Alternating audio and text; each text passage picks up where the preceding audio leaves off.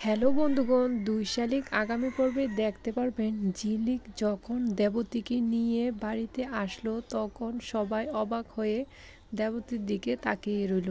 এদিকে গৌরবের মা বলল, ওনাকে যেন কেমন চিনা চিনা লাগে, কোথায় যেন দেখেছি, চেহারাটা খুব পরিচিত মনে হয়।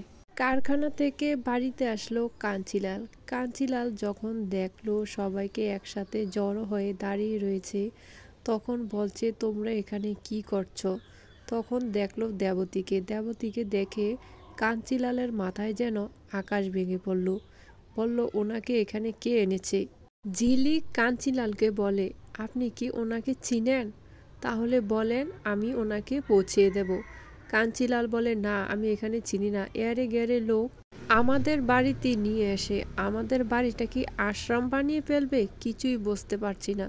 তখন ঝিলিকের খুব মন খারাপ হয়ে গৌরব বলে, একজন অসহায় মানুষ রাস্তায় পড়েছিল, তাই ঝিলিক এই মহিলাকে সাথে করে নিয়ে এসেছে। এটার জন্য এত রাগারাগির কি আছে? ওনার খোঁজ পেলে তো ওনার বাড়িতে নিয়ে পৌঁছে দেওয়া হবে।